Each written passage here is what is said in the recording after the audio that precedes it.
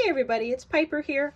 This week we are creating an ocean wave in a loose, watery style. The two techniques that we're going to learn are wax resist, which you can see the white of the paper here.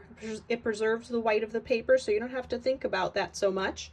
And also this watercolor bloom, which is another technique that's loose and watery and fun for this project and can be used in looser watercolors.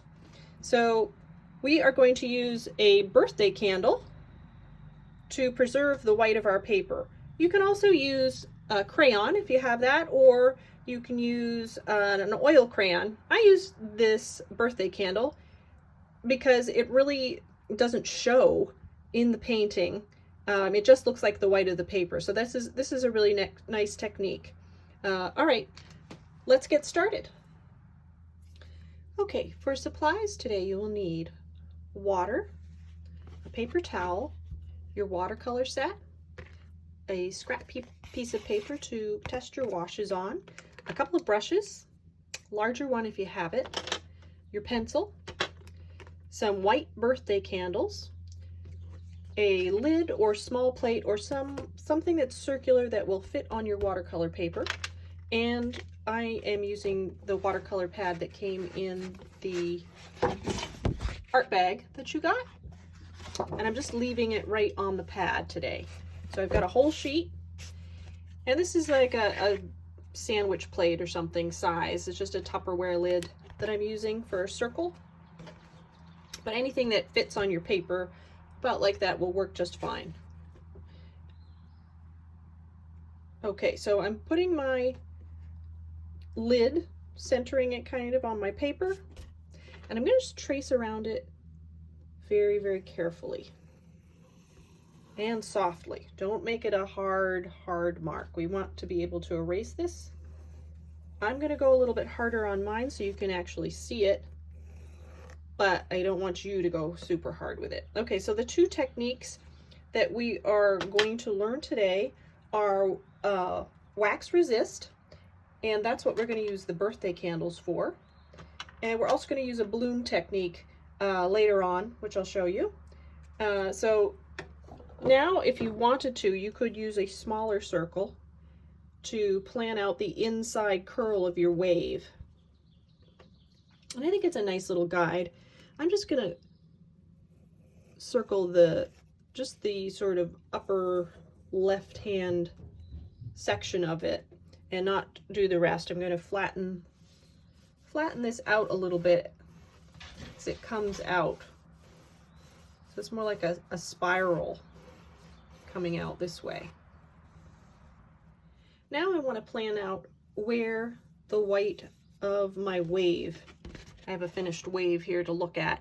I want to plan out where I'm going to have these white areas, and I'm going to use the birthday candle to preserve those white areas by coloring in anything I want to just preserve the white of the paper, excuse me, by coloring it with a candle edge.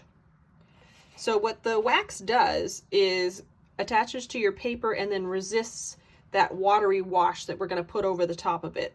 And you really can't see it. With the white crayon, you can kind of see it as white and waxy, and this really just looks like the paper, which I prefer myself. But if you don't have a white birthday candle, you can use the white crayon, or you can use a white oil pastel. And if you don't have any of those things, you can still just preserve the white of the paper in the way I've shown you in other videos by just painting around that area. But this allows you, with the wax resist, to do really wet, watery washes in a looser kind of style, which is what we're going to do today. I've been doing tutorials up to now that are pretty realistic and detailed, and this one is a little bit looser and washier and kind of a fun, loose technique. So today you're going to copy my wave, but it's really just to learn the technique. I want you to then, on your own, go in and create something new using this wax resist technique. It's so many uses, but this is a nice way to test it out and see if you like it, and then it's part of your repertoire of techniques that you know about watercolors. So what I'm going to do now is very lightly sketch out where I want to preserve my white paper with my birthday candle.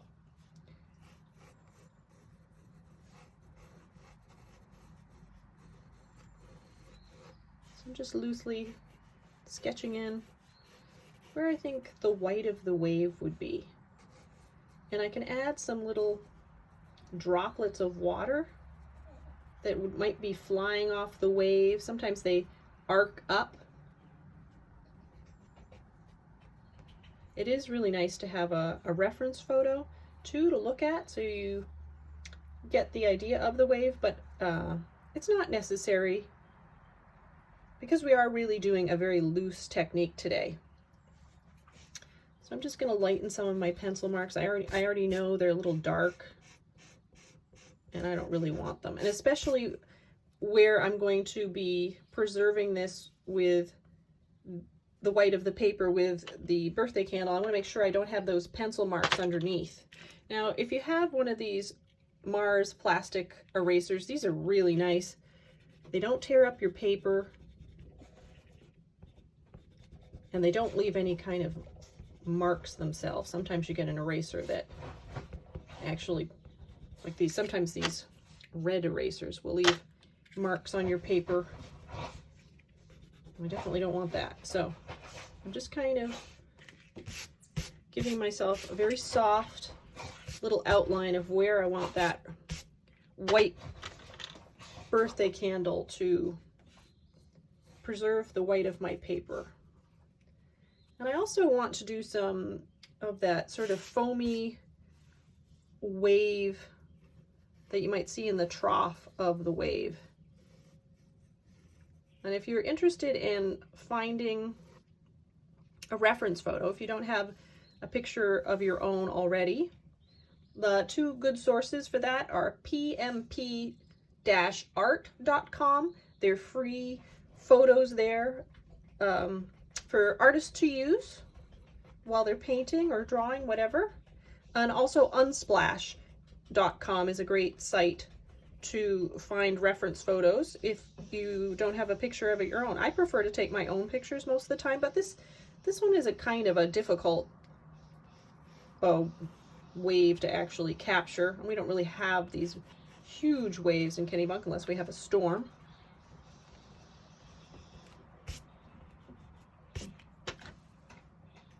Okay, so I think I kind of like that.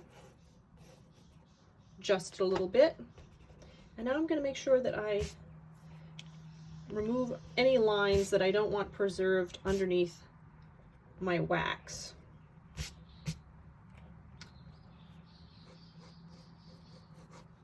Adding just a few more splashes on the outside. There might be some droplets too that I want to preserve. I think that kind of looks cool hanging off the edge of the wave. Okay, so now I'm going to pick up my pad and I'm going to have it in an angle to myself so I can see where the wax is going on. I'm going to keep tilting it and turning it until I can see the wax. Now I'm using the end of the candle that's flat and not the wick end, so it's the opposite of the wick. And I may have to adjust a little bit. I'm going to just keep turning it until I can see it. I can see the light reflected off the wax, so I can see, because it's very hard to see on the paper where exactly I've been.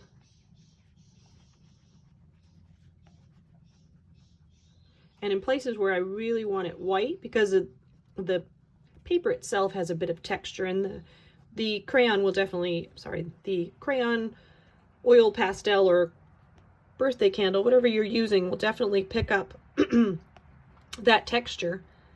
And so in some places where I truly want it to be white, I'm going over it a couple of times.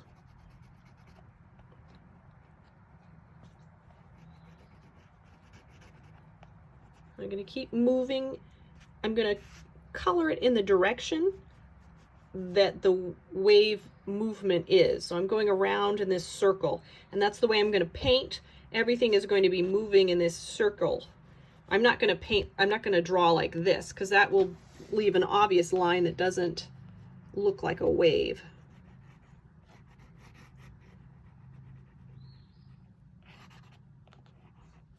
I'm going to preserve some of these little droplets of water that have splashed up off the wave.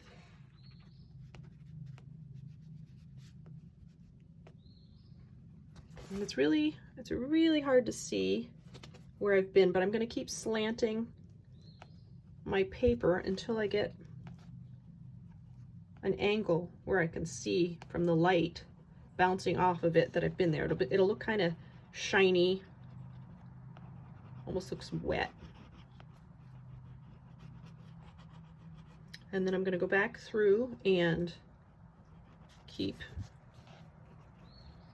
I'll keep going over the spots that I truly want to be white, because it will preserve some of the paper where it dips down, so that if I go over it a couple of times, I'm pretty sure I'll have it. So I'm going to come all the way around with this, moving in that same direction as the wave would be rolling.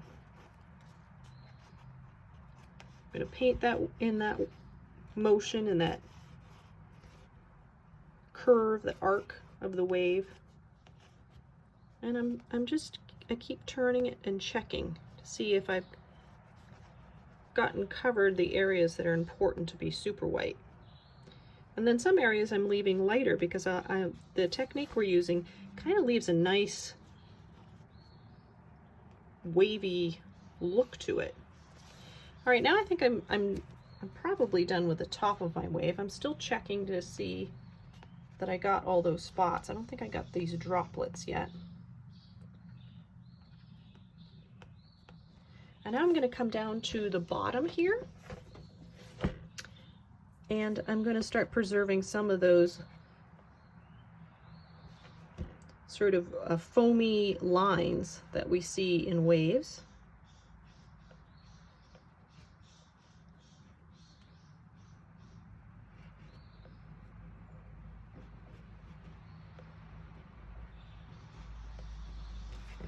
And I'll adjust my paper so I can see whether I've actually gotten all the spots I need to.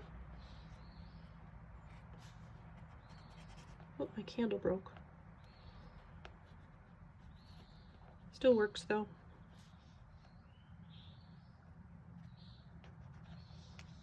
I think I may have to cut that in half. I'll be right back. So if you ran into a similar problem, you can just cut your candle, and then you have a fresh edge to work from. Also, if it gets too pointy and there's too much wick sticking out of it, you can do the same thing. Just cut that end off and you've got a fresh start. I've got a lot of wax just kind of sitting on my paper. I'm going to brush it off to the side here. And I'm going to go back to creating that sort of webbish pattern that waves have on them.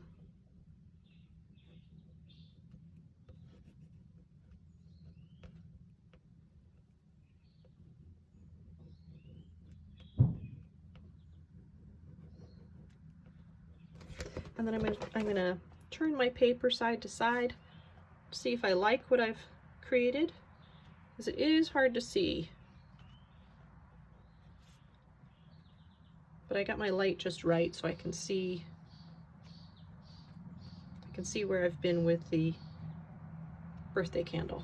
And I think I like that. So I'm gonna put my birthday candle aside, and I'm just gonna brush off all those little wax crumbs off my paper, because that will affect my painting in the end.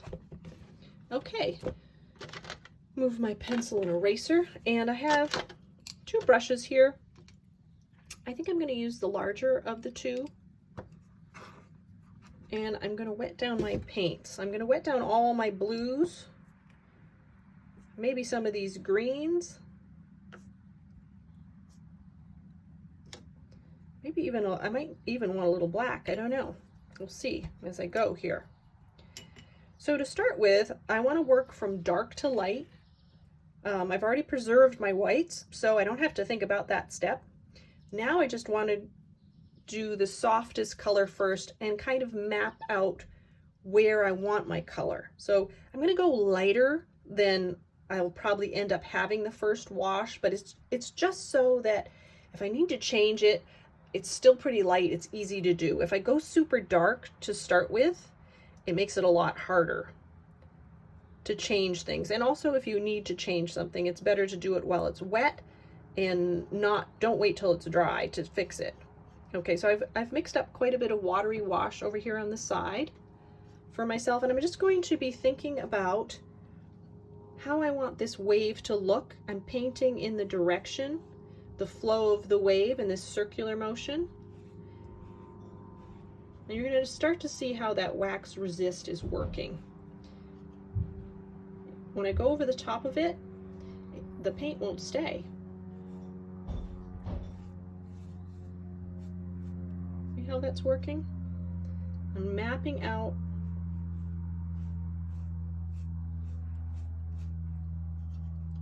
how I want the wave to look,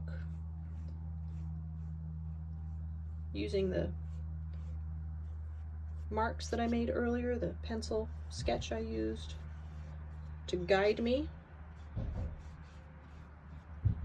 And I'm keeping it very light. And if I feel like I got it too dark, I can always go back and just pull it up with a fairly dry brush. And this is the technique we've used before. It is wet paint on dry paper, and it works very nicely for this particular project because it leaves these little lines and brush marks that kind of give you the idea of a wave. You can see how that's beading up on top of there. It's the wax, that's the wax resisting the wet wash. And it has a really nice wavy, watery effect that's perfect for this particular project. I'm going to come around on this side. More of the same wash. I'm just kind of getting my wave in place with a color map. Not going too dark. Okay, so I'm going to show you a color correction. I've gone too far on the inside here. That's fine. This is a loose piece. We don't need to correct it, but let's say you wanted to. You're going to clean your brush out really well. Can't see what I'm doing up there, can you? Okay, so I wipe it on my paper towel. I cleaned it in the water. I wiped it on my paper towel. I'm coming back in as soon as I possibly can, and I'm kind of scrubbing. Not too hard because it'll start to pull up your paper. And we may not get it perfectly back down to the paper, perfectly white, but we can definitely soften that look. See how much softer that is now? And now I'm just going to let that dry. I'm not going to go to that area right now because I don't want that paper to start fraying and kind of starts to peel up in little rolls, and I definitely don't want that. Okay, so I am still working on the base here of my wave. And this is a looser technique, so I'm just kind of having fun with it and playing with the shape of the wave.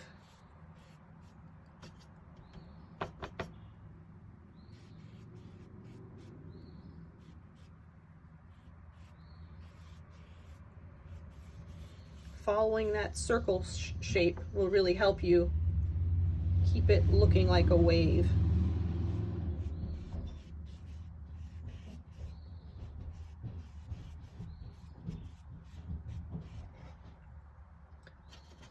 Maybe just a little bit more over here.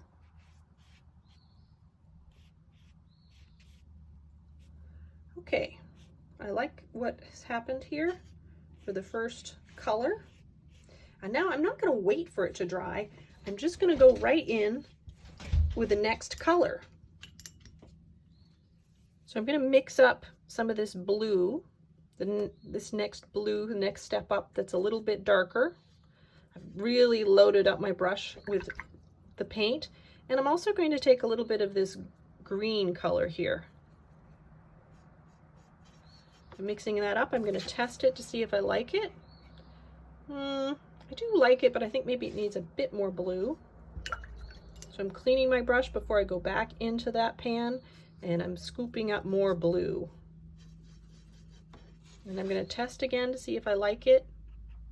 And I do like it. Okay, so now this is my second wash over the top of the over the top of the first wash, which is maybe dry in some places and not in others, but that's fine. That's the look we're going for. We're going for a looser painting. I'm just putting it in where I see that color in the wave, and I'm just being really loose with it. And see how it was still really watery here, so we've got sort of a bloom going on in it, which means the paint is spreading through wet water on the paper. And here it was already dry, so I'm just softening that a bit. I don't really want a hard edge. And I'll use that wash down here, deepen my blues in here. You can see that wax resist really working nicely for us.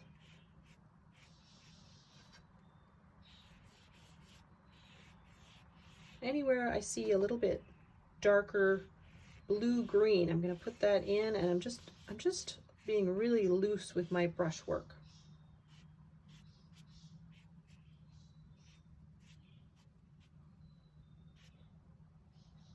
Okay, I think that's good for that color. Again, I'm going to clean my brush, dry it on my paper towel, and I'm going to do one color darker. I'm going to use this blue. I want to see what that looks like. Oh, it's really brilliant. I think I might use that mixed with the wash I just made. See what that looks like to make it a little bit softer color. I do like that. Maybe just a bit more of the blue. And you can use any mixture that you would like to make. You don't have to copy mine exactly at all. I do like that. Okay, so now I'm ready to go in with a little bit darker blue. And I'm coming around this side with it. That feels a little dry to me, so I'm adding a little bit more water, get a looser feel. And also a little bit of bloom, which is where you put in a color and it runs into wet. Do you see how it's moving out into that? And I didn't do it with a brush. I'm just using the wet paper to spread that, and that's called bloom, and it gives you a nice technique that you can add to your repertoire of watercolor techniques. If you're looking for something loose and less controlled, more abstract, these are great techniques to use. Now, you see how I have wet paint here? I'm going to do a more controlled bloom. I've cleaned my brush. Don't dry it too much. I'm going to come up right alongside that wet wash I just put in, and you can see it bloom out. So it's not very controlled. It's not supposed to be. It's just another technique you can use to create effects in your painting.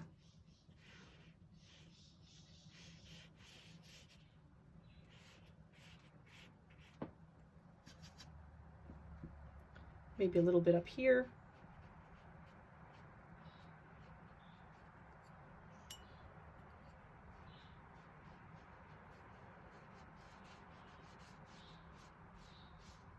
Now we can really see those little droplets that we preserved with the crayon,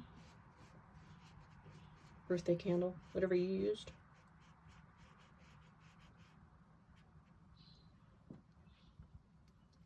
Okay, so I think that's enough of that color. Now I'm going to, excuse me, go even darker. We have a lot of water on this page here, so I almost want to test it. I'm going to go darkest at the bottom.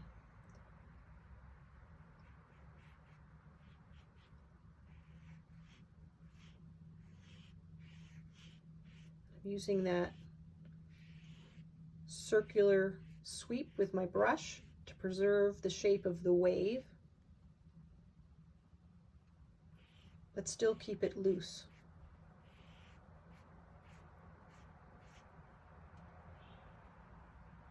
And come up a little bit here with that dark color.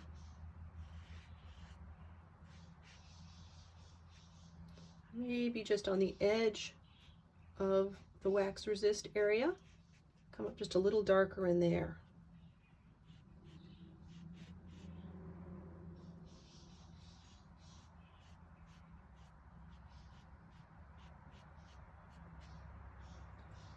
And right around that edge.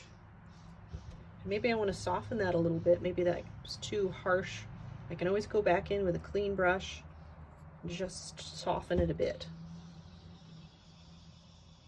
We got a really nice bloom happening right here. Down in here, that bloom, you can see, I really like that for this project.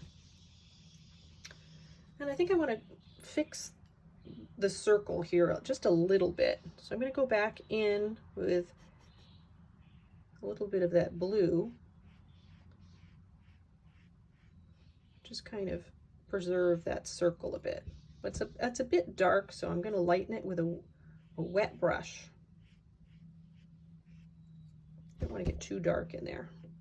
It's really the lightest part of the wave. Did everybody see how I just picked that up? I dried my brush, cleaned it, dried it, and I just went back and picked up so I could change. If I get too much paint on there, I can change it. I can scoop it out.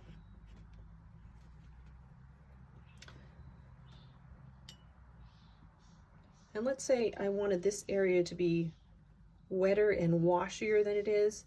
I can go back in with just water on my brush, put it in there.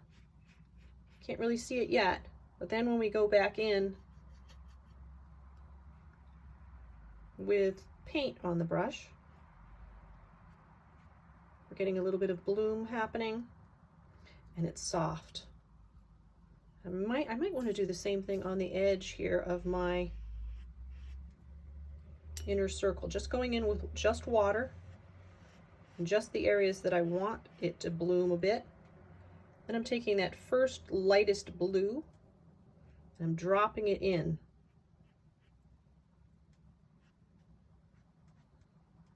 And a nice bloom is happening there too. Really makes a soft, watery, loose painting.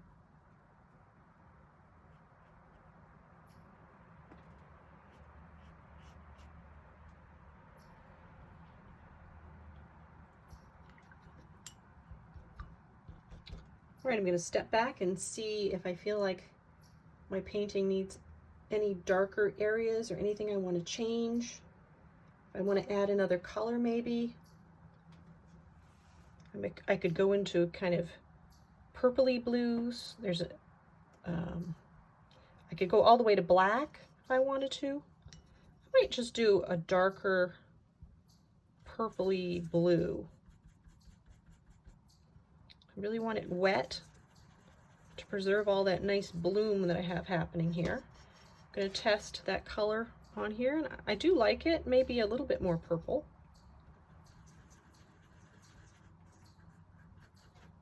Mix that up on the side here. Test it again. Okay, that's a nice purple. And I'm going to the darkest places on my wave. This is just a little accent. I'm not going in too heavily with it.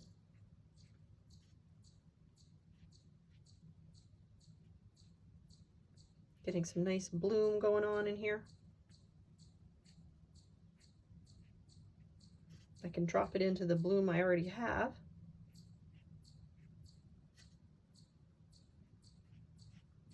Continue that with another layer of bloom.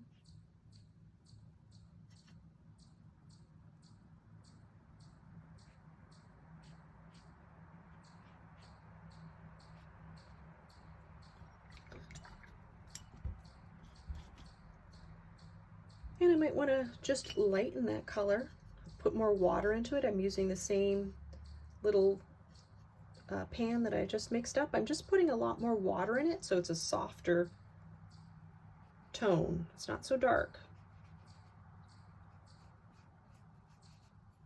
I'm using a lot of water, making that really wet and washy. And then I can just drop some of that wash in there and get a nice bloom happening. kind of really looks like the wave. You do that right.